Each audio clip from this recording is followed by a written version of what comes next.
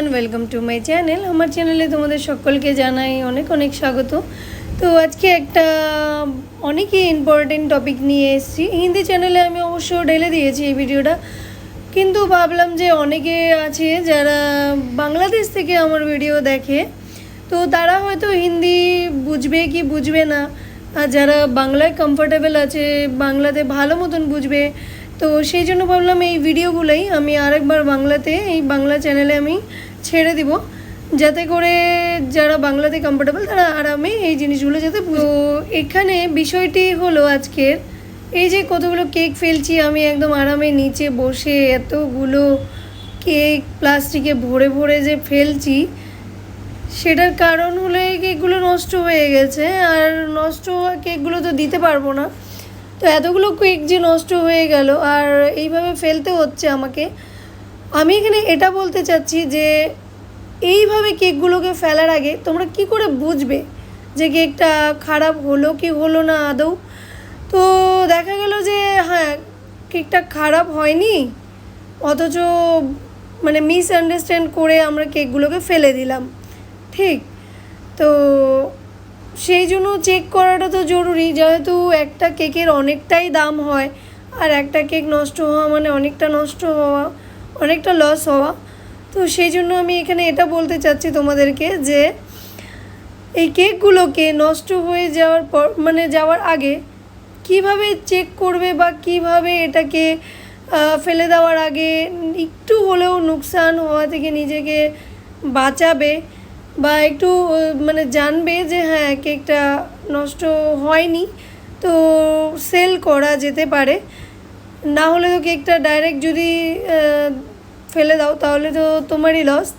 কখনো কী হয়, অনেকগুলো কেক থাকে, এবার কোনটা আগে বানানো কোনটা পরে বানানো অনেক সময় ভুলে যাই। সেটা আমারও হতে পারে, তোমাদেরও হতে পারে যদি দোকান থাকে।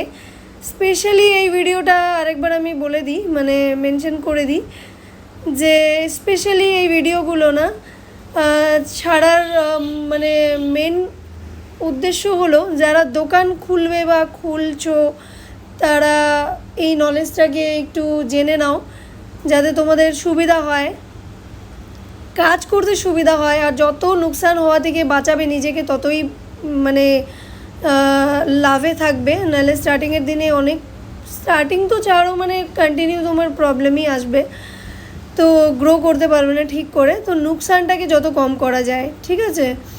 তো চেক করব আমরা এবার কিভাবে। তো কেকটার উপরের দিক থেকে আমি ক্রিমটা তুলে নিয়েছি। এই যে একটা কেক একদম ডিজাইন খোলা দেখতে পাচ্ছ, দেখাচ্ছি তখন দিকে। তো এটা আমি খুলে উপরে ক্রিমগুলো ডিজাইনগুলো সরিয়ে আমি একবার চেক করলাম যে এটা স্মেল হচ্ছে কি হচ্ছে না। কেক যখন নষ্ট হয় একটা বাজে স্মেল বেরোয়, তো বুঝে যাবে কেকটা নষ্ট হয়ে গেছে। তো আমি চেক করে দেখলাম যে এই কেকটা ঠিক আছে, ঠিক আছে।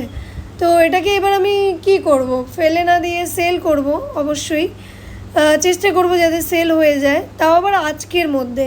আমি একটা রিস্ক নিচ্ছি বলতে পারো আজকের জন্য। যদি এটা সেল হয়ে গেল তো হয়ে গেল, না হলে তো মানে যা নুকসান ছিল তার থেকে আর একটু বেশি হবে। আর যদি সেল হয়ে যায় তো নুকসান যা ছিল সেটা কভার হয়ে যাবে। তো এবার কেকটা চেক করার পরে যে খারাপ হয়নি দেখলাম, এবার আমি এটাকে ক্রিম দিয়ে আবার নতুন করে এটাকে উপর থেকে কভার করে ডিজাইন করে ডেকোরেট করে আমি কাউন্টারে রেখে দিব। তারপর কেকটা সেল হয়ে গেল তো মঙ্গল, না হলে তো ফেলতে হবে, অবশ্যই ফেলতে হবে।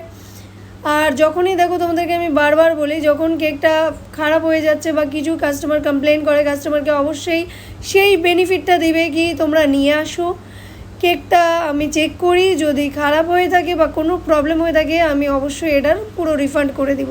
তো এইভাবে কিন্তু দেখতে পারো।